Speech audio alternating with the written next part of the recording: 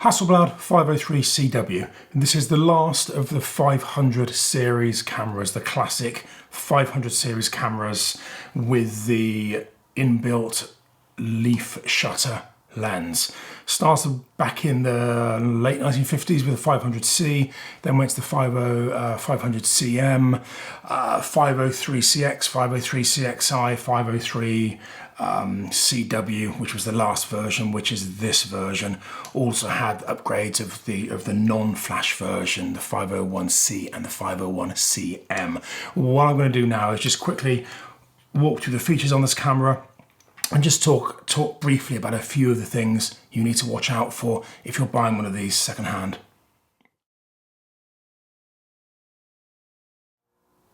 Okay, so 503CW.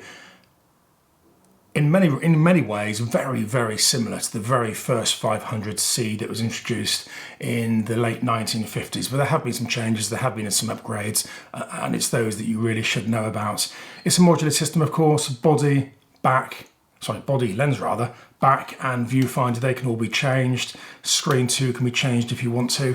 Starting on this side, we have the film advance crank, the main crank there. On the later version, you have this fold out crank. On the earlier versions, it was just a single piece, one piece wind-on knob. This does come off, and you can replace it with a winder if you want to. Personally, I wouldn't bother. It's big, it's heavy, it's clunky. This camera works best in this sort of purest form. Shutter release on the front there. That's a mirror lock-up under there. It's a big mirror. It will create camera shake, so if you're using slow speeds, stick it on a tripod and always lock the mirror up. Just looking at the front of the camera body, first of all, as I said, shutter release there. On this side, you have the lens release. Now, as with all leaf shuttered Hasselblads, in fact cameras generally, you do have to have it wound on to take the lens off. So if you're going to take the lens off, wind the camera on, you open the shutter in the lens, you wind down the light baffles in the camera. That then protects the film, so you can then take the lens off. If you try to take the lens off or put the lens back on with the camera uncocked, so let me show you uncocked. If you fire the shutter now, or fire the camera now, that's now in the uncocked position. The lens won't go on and the lens won't come off when it's in that position. So always make sure it's wound on. Red dot to line the lens up, just locks on as any lens does.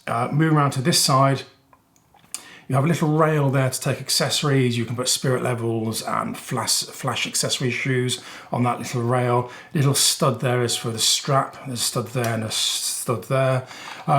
This is one of the upgrades on the 503CW, also on the 503CX and CXI. They introduced TTL flash. So with a Hasselblad TTL flash module, which you can plug into that little socket there, you then set the film speed here, and the camera will automatically calculate the flash exposure through the lens. Just one thing to note, there are two versions of the 503CW. The earlier version, the film speed for TTL flash went up to 800 ASA. On the later version, this is the later version, goes all the way up to 3200.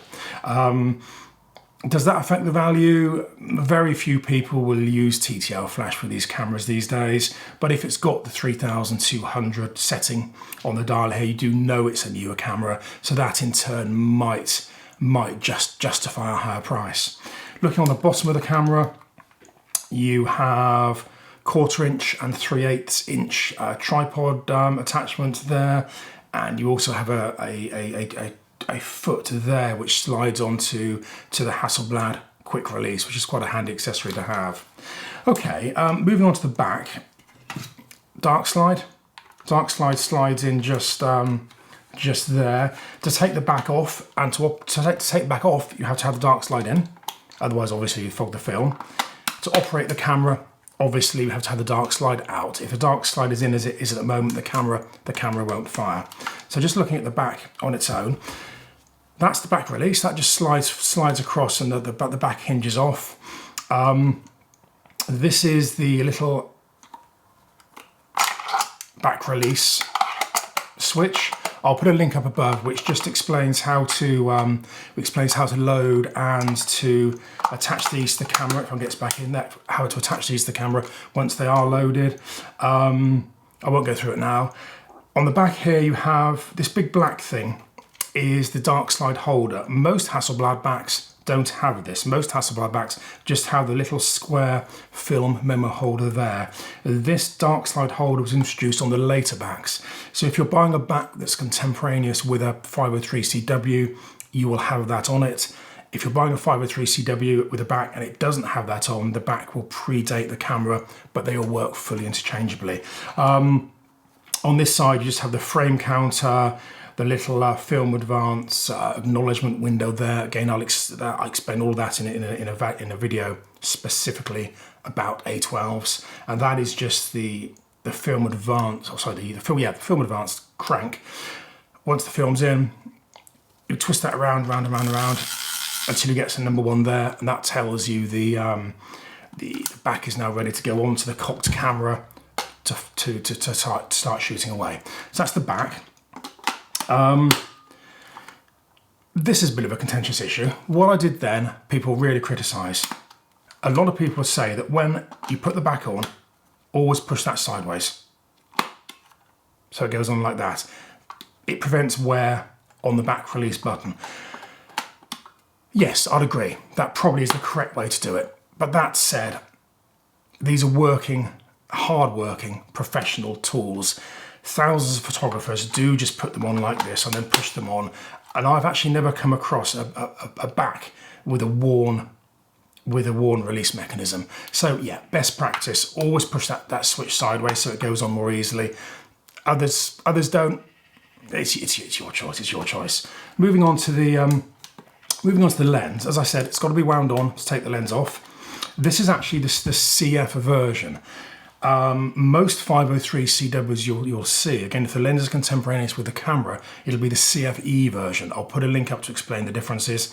This is the model before, slightly more metally. The CFE version is a bit more plasticky, but functions very, very similar.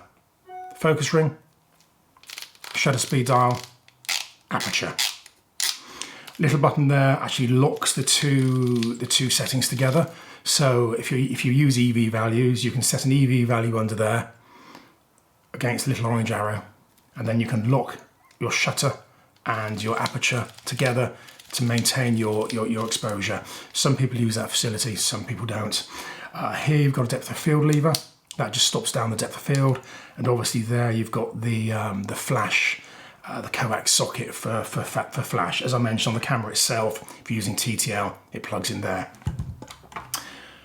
These lenses tend to be bayonet 60 fitting. The CFE lenses are bayonet 60 fitting. If you see the older lenses, they are slightly more conical in shape and they have a bayonet 50 fitting, but the lenses are all, again, interchangeable. As long as it's got an inbuilt leaf shutter, the lens will work on this camera. Moving on to the viewfinder. To take the viewfinder off, you just slide that switch sideways, off comes the back. The viewfinder then just slides back. This is the waist level finder. So you view by looking down. There's a little pop-up magnifier there. This is the correct waist level finder. It hinges in the middle and it's a one piece and it folds down like that. This is the waist level finder that should be supplied with the camera. If you have the older waist level finder, where the sides and the back are separate pieces, you fold it all down and then close it. That's the older viewfinder. So when you're buying this camera, make sure you get the correct viewfinder. And also, make sure you get the correct screen, because this is expensive. The camera comes fitted with an acute matte D screen. I'll put again a link up which explains the differences. But this camera is supplied with an acute matte D screen, which is brighter, and also on the frame you have two little notches cut out, which shows it's the D version. But have a look at the video that I've posted the link to. It'll explain more about that. If you see one of these cameras and it doesn't have the correct screen, that does affect the value by certainly 100, if not £200, because the acute matte screens are becoming very, very expensive. To take the screens out, there are two little arms just there and there. You just push the two little arms sideways like that to open it up, and you can then drop the screen into the palm of your hand like that. Really straightforward. To put it back in, you just need to take the screen and then just drop it back into position. don't bother closing those two arms, because as you slide the waist level finder across, I don't know if you saw that, those two little arms there and there automatically close. So when you slide the waist level finder on, those two arms close to hold it and lock it in position. This is the waist level finder. They also make a number of prisms. They make 45-degree prisms, which sit here, which are probably the most comfortable, metered and non-metered. And you can also get the 90-degree prisms, which again, metered and non-metered, which require you to hold the camera up here. I personally prefer the 45-degree prism. I think it's a more comfortable viewing angle. And don't forget though that if you're using the 645 back, so the standard back on these is 6 by 6 centimeters, you can get a 6 by 4.5 back. If you're using the 645 back and you've got the angled prism, you can't tip it on its side.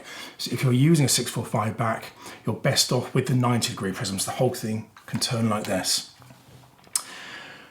Okay, there's one other thing to mention about these cameras. I'm going to post a link on what to check when buying them second-hand. I go through the lenses, I go through the bodies, I go through the back quite thoroughly, just to explain what you check when buying. One thing to keep an eye open for that you will see. On the back here, I don't know if you can see two little panels. It's called palpus. It's not a Hasselblad material. It's a material that Hasselblad used and also Leica used and started to use in the mid-1990s. It's how can I describe this?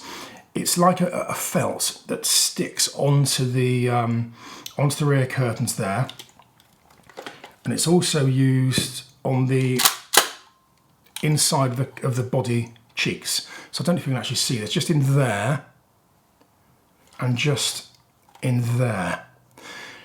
There. Now, the idea of this stuff is to kill light. When you're taking a photograph, you don't want light bouncing around inside the body.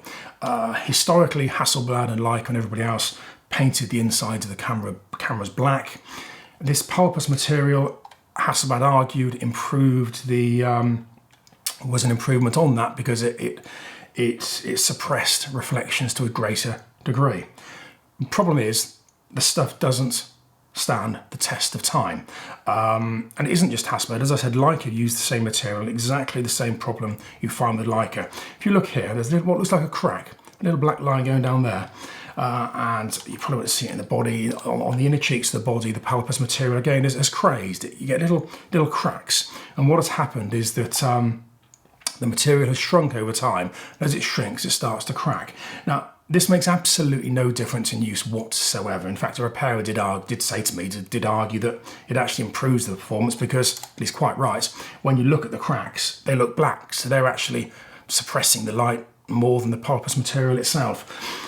Makes no difference in use. To replace it on the inside cheeks of the camera is very, very expensive because to do it properly, you've got to take the whole camera apart. So it just isn't worth doing. The one thing to watch slightly is if on the back here, it's very, very bad and it starts to disintegrate. If you're using it with a digital back, those bits can get onto the sensor, which means you'll constantly be cleaning the sensor. Obviously not so much of an issue with film, but if you are using a digital back, and if this is disintegrating badly, you might want to get that stuff replaced. It won't be expensive because that's easily accessible.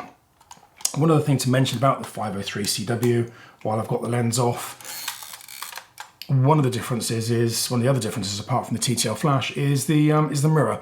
These have got a larger mirror, which works in a slightly different way, so you get less vignetting with the longer lenses. With the earlier cameras, with the 500cm cameras, if you're using a 150mm lens, a 250mm lens, a 180mm lens, you might find that you get some vignetting when you look through the screen. These do have a larger mirror with a different mechanism, which cuts down on that vignetting. So if you're going to be using longer lenses and you're looking at buying a Hasselblad, your best option may be to buy one of the later bodies with the what does Hasselblad call it? They call it the floating mirror mechanism or the gliding mirror mechanism. It's basically the larger mirror which doesn't vignette. Okay, so that's about it. It's lens, body, viewfinder, back, screen. As I said, have a look at the links I've posted throughout the video. They'll give you more details on buying these second hands. Always buy them in nice condition. Avoid the stuff that's been heavily used or professionally used. But check out the video, I go into a lot more detail. I hope that's useful. If you have any questions, then please stick them in the boxes below. Otherwise, please subscribe and like, and I'll see you again soon. Thank you. Bye-bye.